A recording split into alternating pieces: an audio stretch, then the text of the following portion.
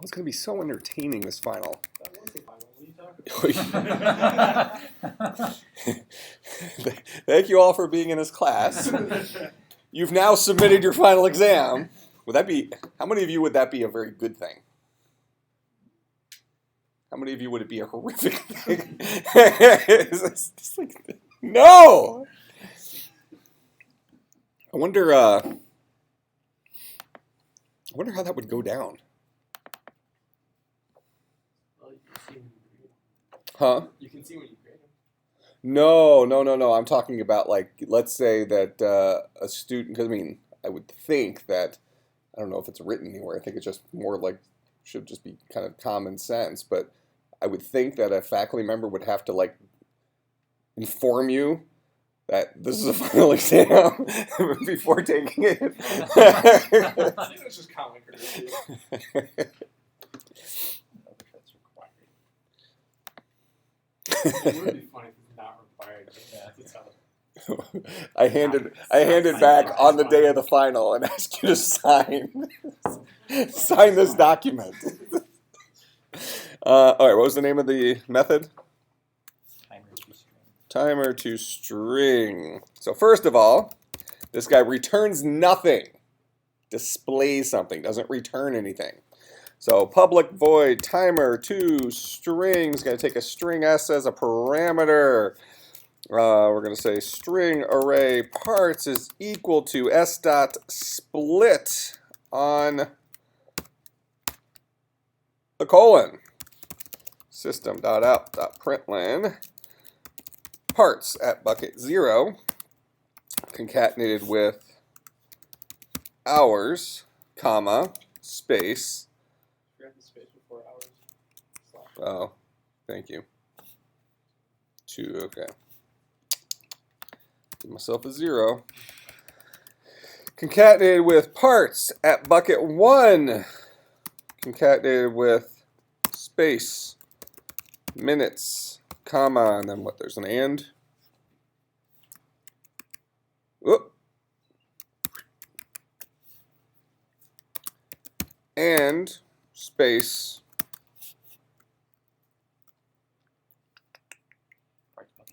Parts at bucket 2, concatenated with seconds.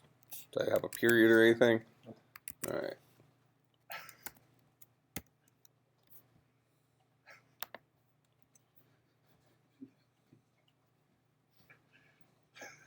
Is that phrasing? So you guys, is that what you guys are laughing? Danish government creates entire country in Minecraft. Users promptly blow it up and plant American flag. Is it true? Or is it like a? Yeah, No, that's legit. It's like It an- actually They made a happened. one scale replica of Denmark. You could just walk around, but then people started blowing everything up and putting American flags everywhere.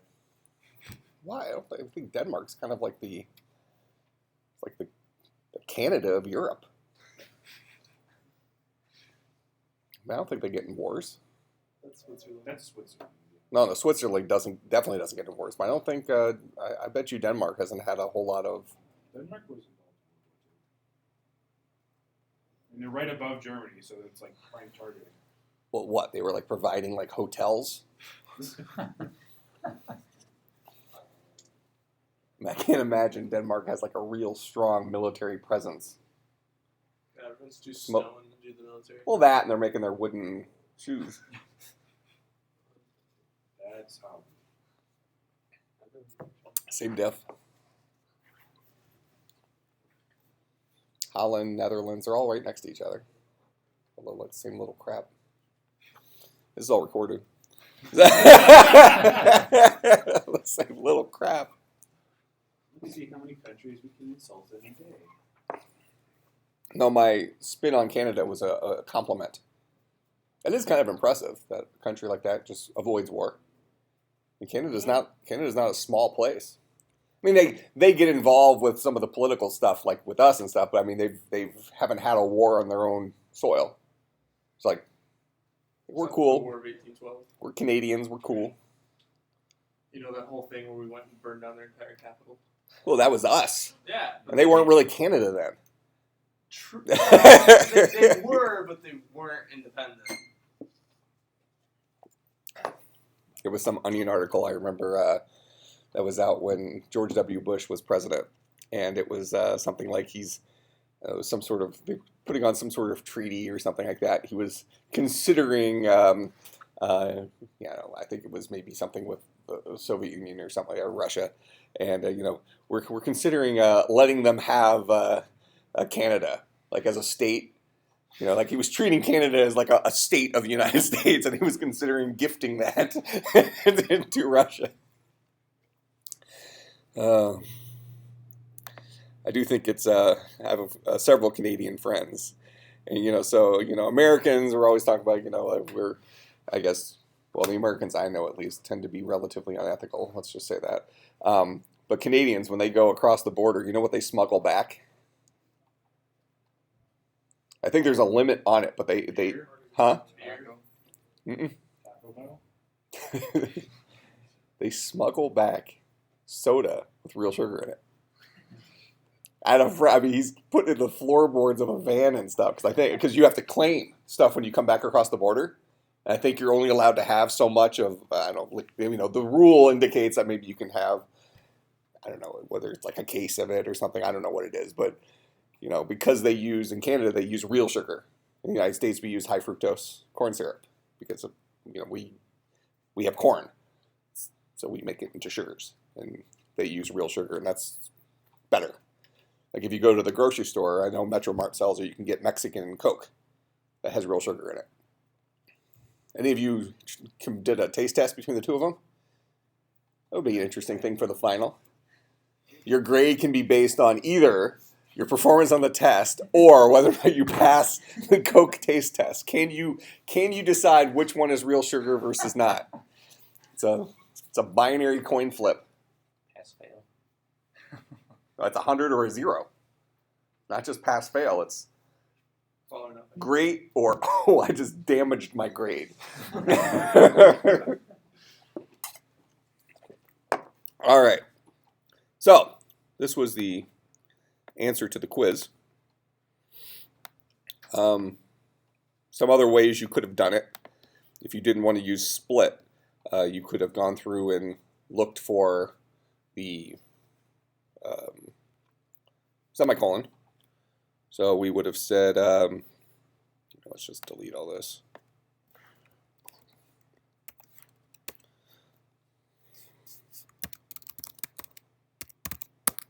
So we'll say string answer. We'll start off as the empty string. For int I is equal to 0, I is less than s dot length, I plus plus, while answer dot, s dot charat I is not equal to colon answer plus equals s dot charat I. As soon as it is a colon, actually hold on. I'm not going to do that inside of a loop. I'm going to do pause. This would be more bestest.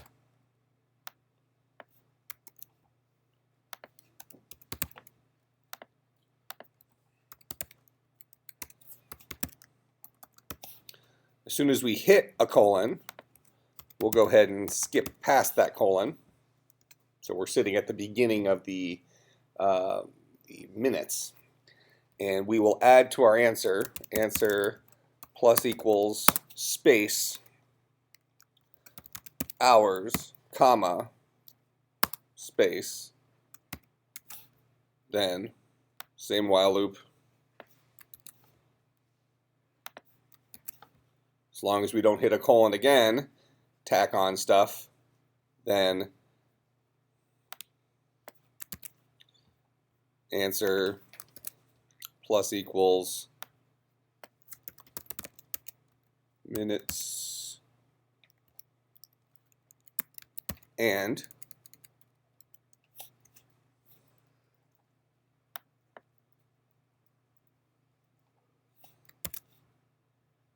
it screaming about pause? Oh. Yeah.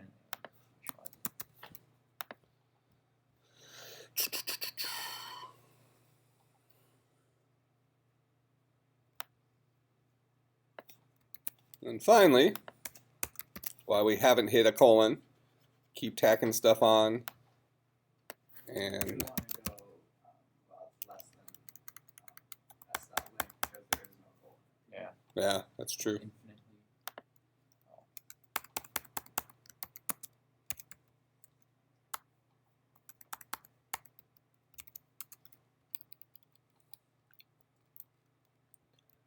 Seconds, is that nothing after seconds? And then system.out, .println, answer. So, could have done. Where?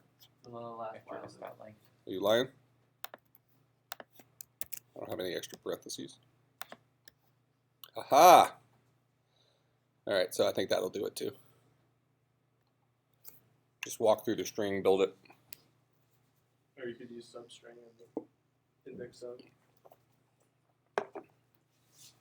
That's true. And You can last use index sub to sub. find out the different index subs. Well, you could use use substring. index sub and last index sub. But easily the best solution would be split.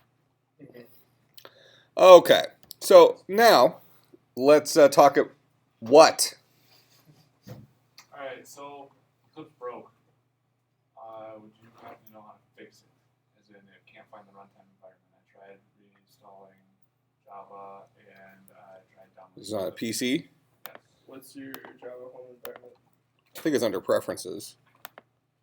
Well, I think he depends on if he like broke it within Windows itself, then he would have to go into a.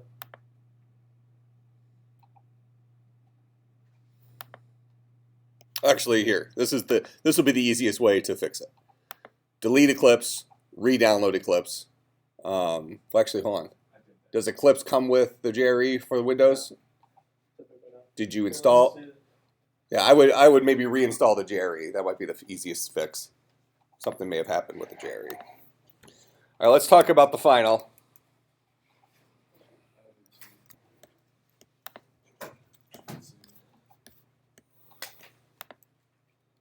All right.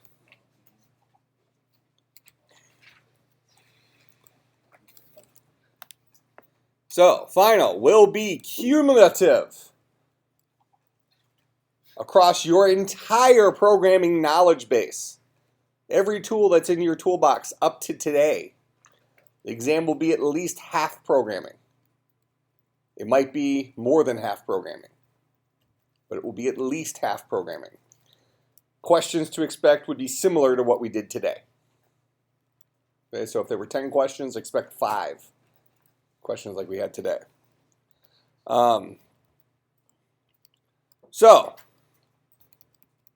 This goes all the way back to the beginning of 250, really. Different ways of how human beings solve problems versus the way computers solve problems. What's a programming language? The different types of programming languages. I could ask you about procedural languages versus object-oriented languages. Any of the keywords dealing with objects. For instance, the abstract keyword. I could see making an appearance somewhere on there, knowing what that does.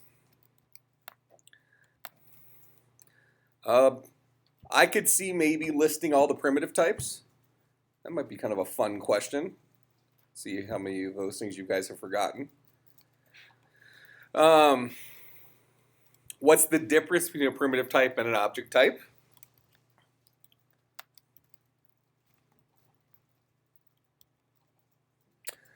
Certainly converting numbers would be fair game. I like to put those on tests just to make sure you guys haven't forgotten how to do that stuff. So if I could ask you to convert a number from octal to hexadecimal, for instance. That's something I like doing. I don't like having you convert from decimal to something or from something to decimal. I like you to have you can either go direct or convert from octal to decimal, then decimal to hex. I want to see you do the extra work because that entertains me. Boolean expressions. So I might ask a question like, what is the Boolean expression and what would you say? Any expression that boils down to a single value of true or false. Like, most of you should have accidentally said that. That's how ingrained in your soul it should be. Scoping rules for variables. The role of the this keyword. The role of the super keyword. Certainly would be fair game.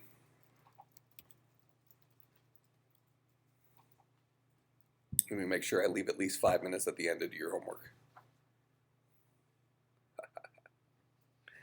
How did the homework go? Who got the homework working? 1.25 people? 1.5 people? Who spent at least 5 hours on it? Spent at least 6 hours on it? Spent at least 1 hour on it? Everybody should have their hand. You didn't spend one. Oh, sorry. I was typing. Are you lying? No. Yes. Fritz, how long did you spend on your homework? Hour. Just 1 hour? Did you get it working? So why didn't you spend more than an hour? Because I had other stuff to do. What? I have other stuff to do. But you had the homework to do. I have other homework to do. Did you get those working? It's not programming homework. Huh? It wasn't all programming homework. Oh, so things that are not programming homework you get done. Sure. It's the programming homework that you struggle with. That makes sense. What was I talking about? Certainly manipulating strings. I can see a lot of, if you haven't noticed, many of the little quiz questions involve taking in a string, doing something with strings. String manipulation is such an important concept. I mean, all we've done this semester, we've done the data types, data structures, linked lists, and stacks and queues, but all this JSON stuff is string manipulation, right? But it's string manipulation with a standard. Well, what we did today in today's quiz was string manipulation. I gave you the standard. That is, it was hours, minutes, seconds, delimited by colons. Oh, certainly, pointers. I might ask you some question dealing, it could be as easy as what is a pointer? Or I might ask you to give you a scenario and have you tell me like what the output of the program might be or something like that. Instance methods versus class methods. I can certainly see me asking something like, how do you call an instance method? How do you call a class method? How do you know a method is an instance method by its method definition? How do you know a method is a class method by its method definition? I can see all 4 of those questions being on there.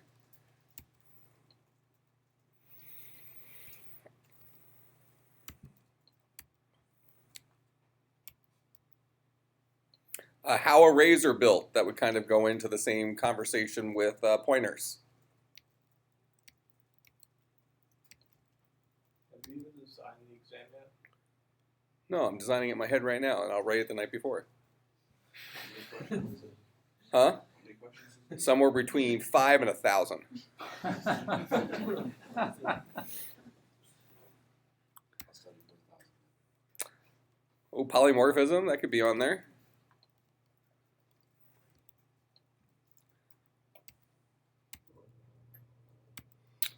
Accessor methods,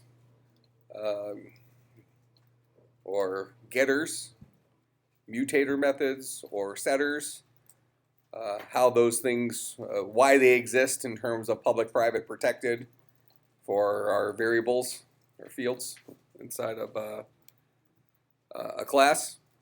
So I can certainly, what are the parts of a class? Fields, constructors, and methods. That's what makes up a class. I could ask something involving that. I already mentioned super keyword. All these, anything in your toolbox, character class, integer class, index of, string tokenizer.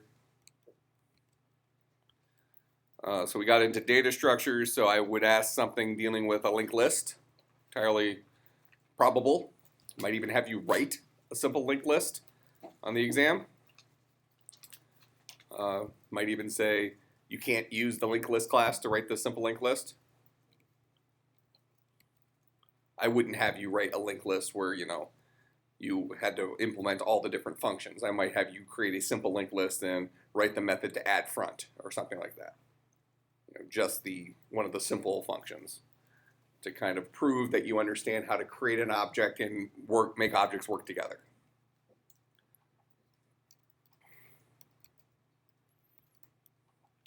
The difference between arrays and linked lists, the pros and cons of each of those and why.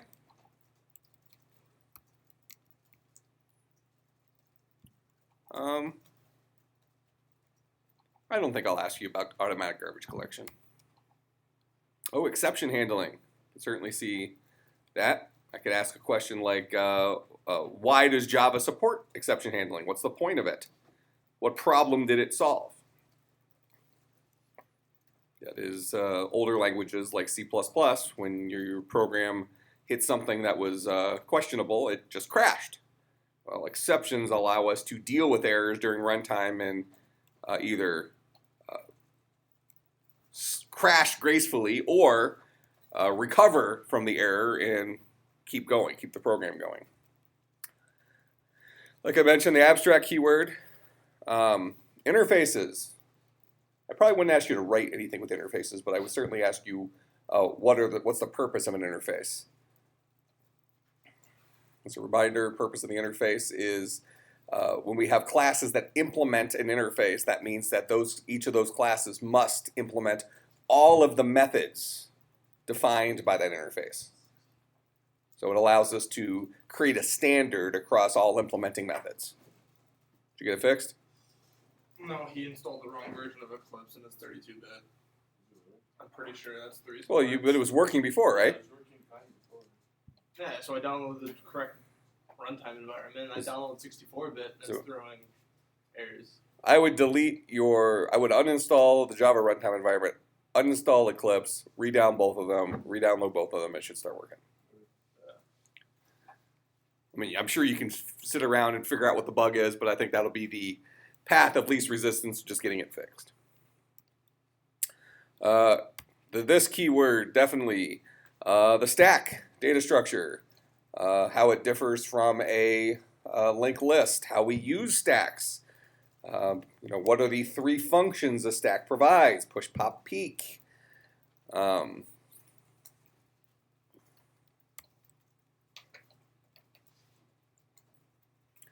Recursion. I could ask you to write something recursively. In fact, I probably will have you write something recursively. It would be something relatively simple.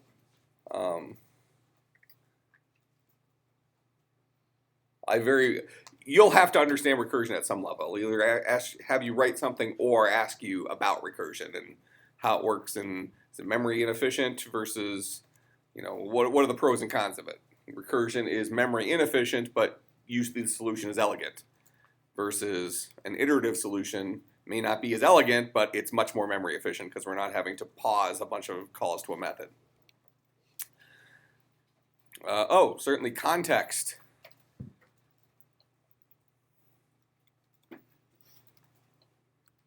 Are we in a static context versus a instance-based context? And what does that mean?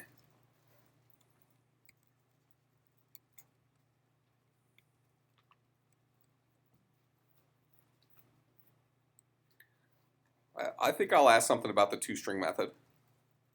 Either ask you to code something, so I might ask it in an underhanded way, hint, hint, where I might say, create an object called blah, blah, that when you, I might give you the code, blah, b equals new blah, system.out.print b, it prints out some field from blah as opposed to the memory address.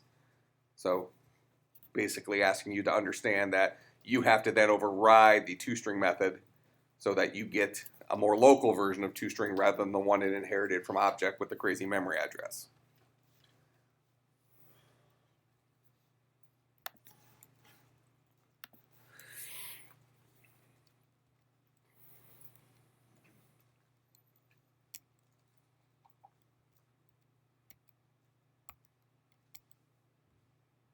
A concept of parallel arrays for problem solving,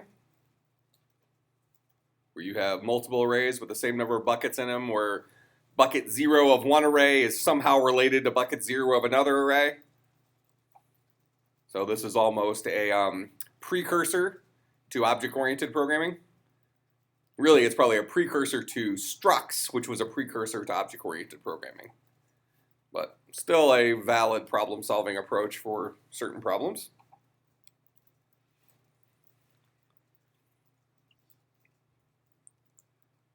Two-dimensional arrays, certainly be fair game.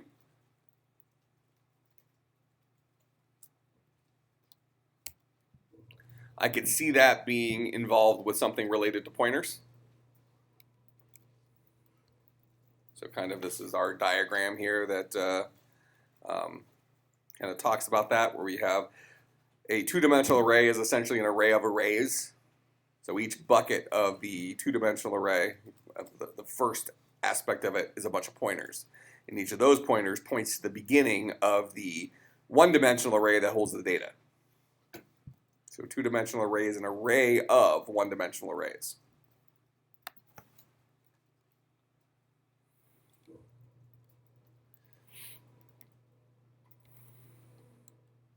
Well, I could see me asking, I think I did this on the midterm, I could see asking a question involving if you have a 10-bucket integer array, what's the maximum size of contiguous memory that will be required to store that array? So an integer is 32 bits, we need 10 buckets, so we need 320 bits of contiguous memory in order to create that array.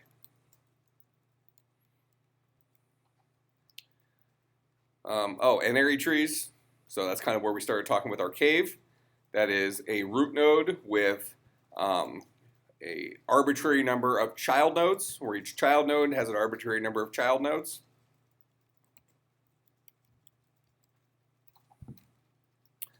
Certainly JSON related stuff. I would not ask anything about JSON arrays, since I would only ask about our simple JSON that we created.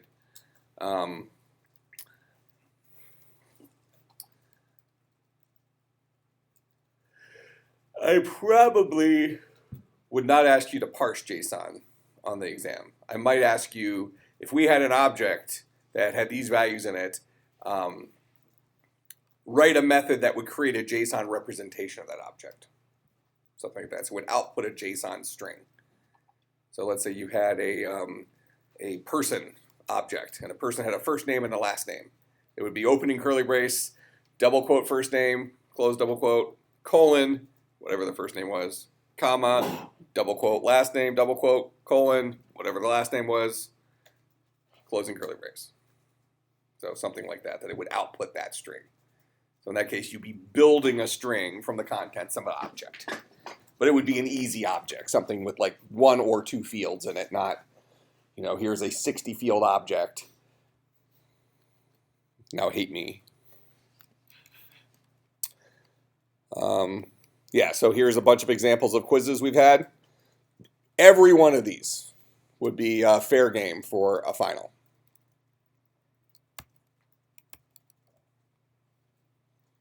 So those types of programming questions would certainly be fair game. Exam will be closed book, closed note, open mind, blah, blah, blah, not open neighbor. I do offer bribes. Now, Accept bribes. I accept bribes. I do offer. Yeah. Well, offering bribes. I think it's worded weirdly, but I think it's still the same. I think it's accurate. I think offering bribes means that you offer us bribes. Could be. Would offer the bribes. Well, realistically, though, I don't think I'm allowed to accept bribes. I could probably put like a container over there that I happen to leave the room with. Or that you would like to leave an offering with like a post-it note on it, who this offering came from, that may or may not benefit your grade. Just saying. But officially, since this is on the recording, I'm offering this to everybody. I think that makes it right. I'm giving everybody the same opportunity. All bribes must come in $100 increments. What was I talking about? Oh, so I'm still confused. Hold on. Oh, final. So no notes, closed book. You can use a calculator if you want, or you can use if you have a calculator on your cell phone, you can use that as long as you promise not to text people for an answer or Google stuff. So, feel free to do that. Basically, if you think what you're doing is not cheating, it's fine. Just don't cheat.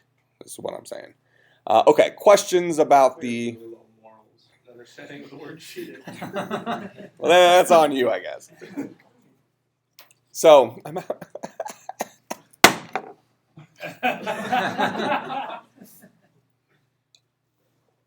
not hot chocolate. Okay, questions about the final. Oh, when is it? That's a decent question. I'll tell you when it is. And then somebody can corroborate that I'm telling you the right date.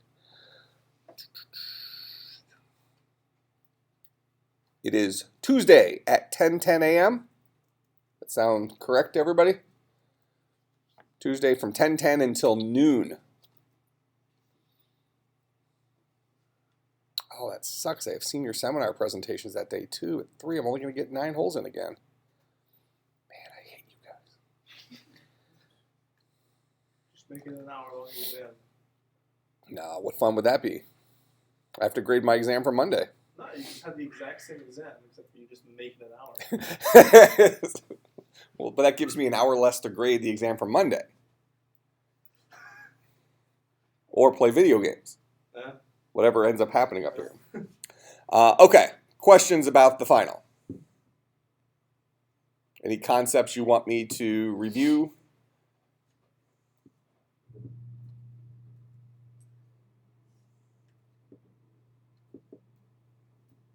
So I would expect the final to be incredibly difficult, borderline horrific.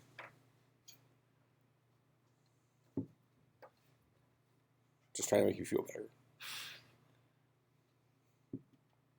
What's the exam worth? 20%? I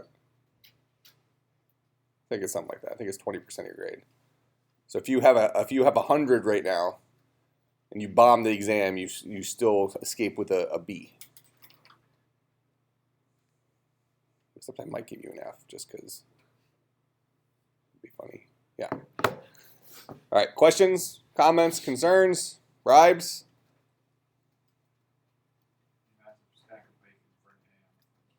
Massive stack of bacon. I don't think buys an A. Might buy a passing grade.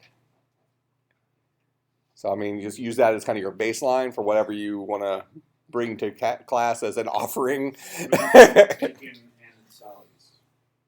If somebody shows up with a Sally's Butterburger and they've taken like efforts to keep it warm.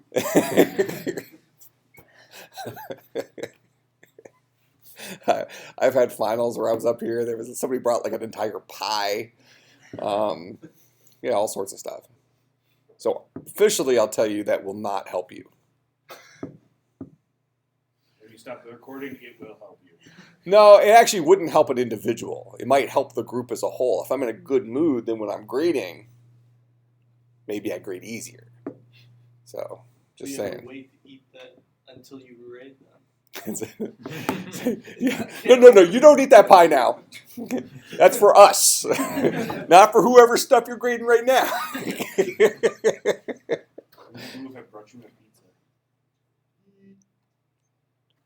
I will need lunch that day. So I'm golfing right after class. All right. Any other questions about the exam? So we have 13 minutes to do your homework assignment.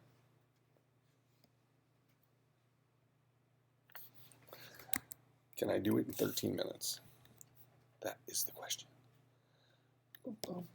Pressure's on. I don't know if I can do this in 13 minutes. And talk. Let's see. Okay, so you were supposed to take in a generic string. Create a new class here. So you were supposed to write a generic Json parser, correct? Okay. So we're going to say Json Parser. And Json Parser is going to start off pretty similar. I'm just going to steal that. It's going to start off pretty similar to Json Parser. We actually will have a cur pause, and this is Json Parser. There's our path. There's all of our crap. Okay, good. Now, JSON is a collection of JSON objects. Okay, so I'm going to create a new class called JSON object. Constructor for JSON object, let's do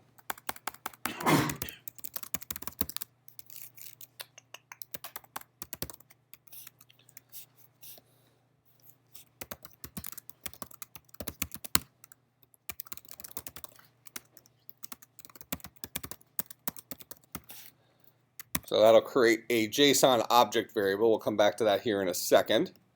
Well, I'm going to need that in a second. Okay. So when we create a JSON parser, we're going to fill up our string called JSON with all the contents of that guy, just like we did before. So that's going to have our JSON formatted document and our simple JSON. Okay. So from there, we're going to need this cur pause because many of our methods deal with that.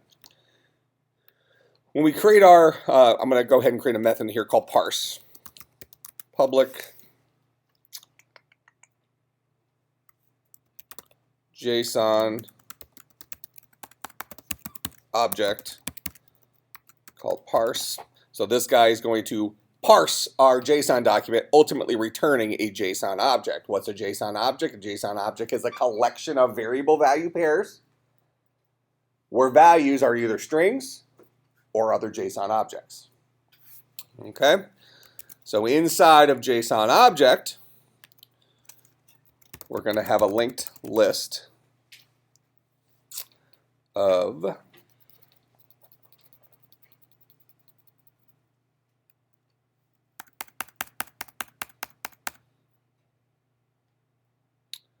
me create another class here real quick.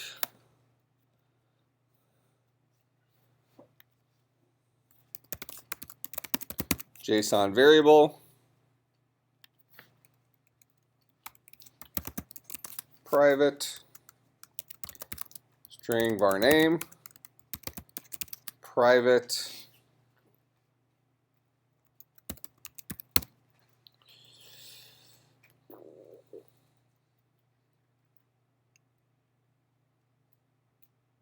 that's the way I'll get it done the quickest. Private object value, because object will work for whether the value is a string or a JSON object. And then the constructor for this, public JSON variable will take a string var name and an object value. We'll set this dot var name equal to var name this dot value equal to value. And we'll leave it like that for right now. So that's our JSON variable that holds variable value pairs. Okay, where our values can either be strings or JSON objects, both of which are can be stored as a generic object.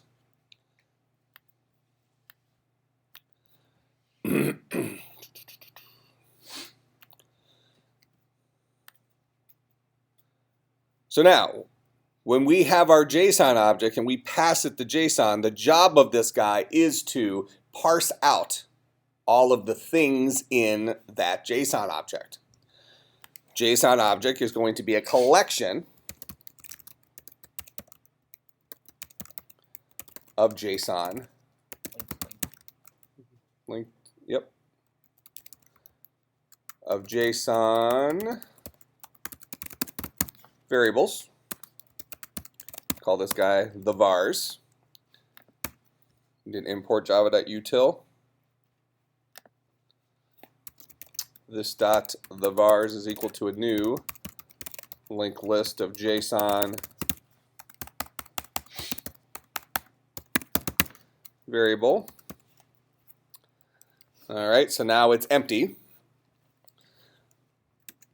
The job of our construction, when we create our JSON object, we're actually going to need to have this guy take in cur pos as well, since we're just passing around this string. Okay. This could be difficult.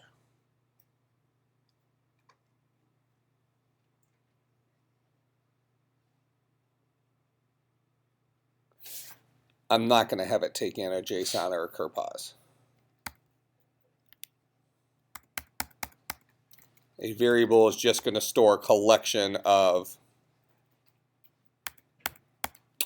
JSON variables. So I'm going to have a method called addVar that's going to take in a string var name and an object var value, and we're going to say the vars dot add. Let's do add last, so it gets added in the same order as it was stored.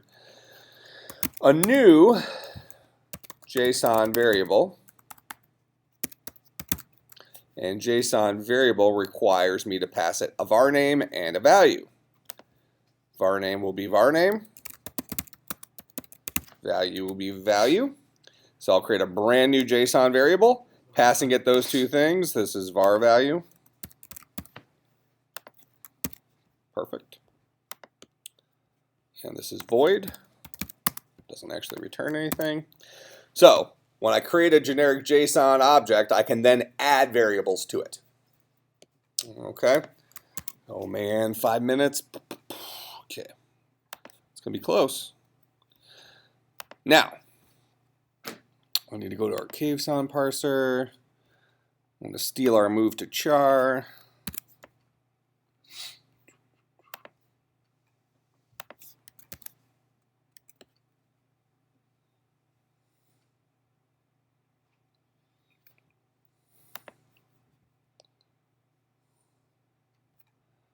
Steal our has more variables.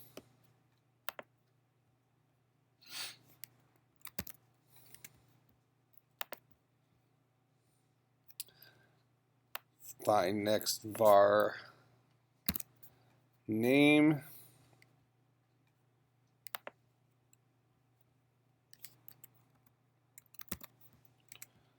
Okay. That should leave cur pos immediately following that. Okay. Got it. So our possible values can be opening curly braces. I'm sorry. Can be a string or can be JSON. Simple JSON, right? Okay, so we're going to have private.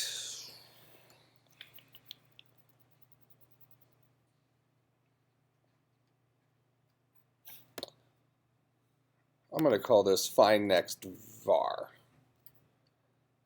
And this guy, actually we're going to call this get next var. This guy's going to return a JSON variable, get next var. So ultimately, he's going to return a new JSON variable with the var name and the var value. And we're going to need to create the var value here. So this allows us to walk to the opening. Well, we move to the opening double quote. Then we capture the variable name, leaving ourselves after the opening double quote. Now we need to move to the colon to get to the value part of it, right? This dot move to char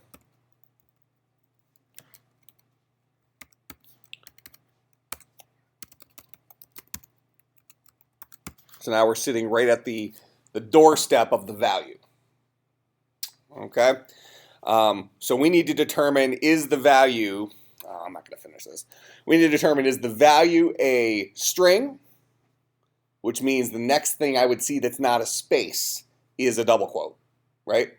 Or is the next thing a JSON? Simple JSON, which means the next thing I would see that's not a space is a curly brace. Make sense? So did we write something that allows us to, I'm just going to,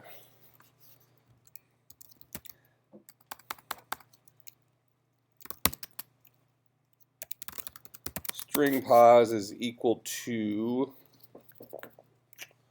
this dot JSON dot substring.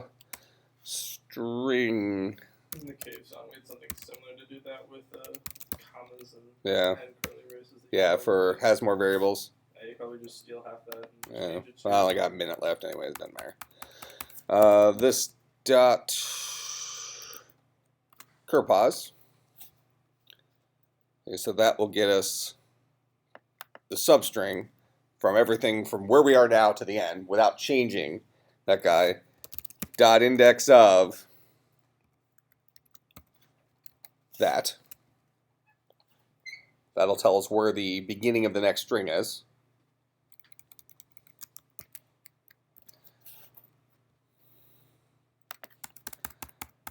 This will tell us where the beginning of the next JSON is. We're actually almost done. We won't finish in time, but let me just write this if statement real quick. String pos is less than JSON pos. Create a JSON variable whose value is a string. Don't you want to change JSON pos to something other than a quote? Yep.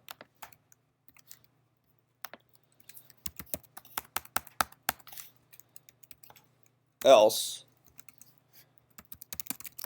create a JSON variable whose value is a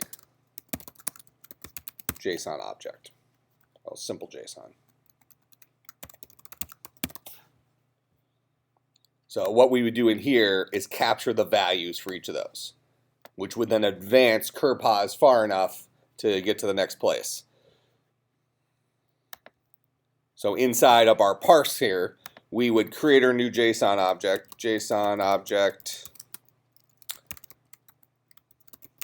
the object equals new JSON object, that while this dot has more variables,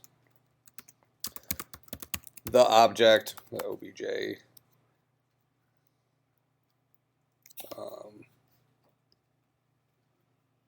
actually we should have a get object and get next var in there. So we would add to our object an object, because a JSON object is the top level one would be collection of variables, where collection of variables could be JSON objects. That's fine. So we would, as long as we had variables, we would say the object dot add variable, our JSON variable.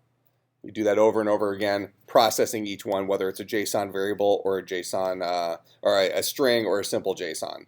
So the end result would be a single JSON object that contains all of the variables that are inside of that from the JSON string, some of which are just variable value pairs where the value is a string. Some of them are actually JSON objects themselves. Make sense? So that's the shorthand. We're probably, I would say, 10 minutes from being done. But we'll leave it at that. I'll see everybody on Tuesday at 10:10. I guess Godspeed.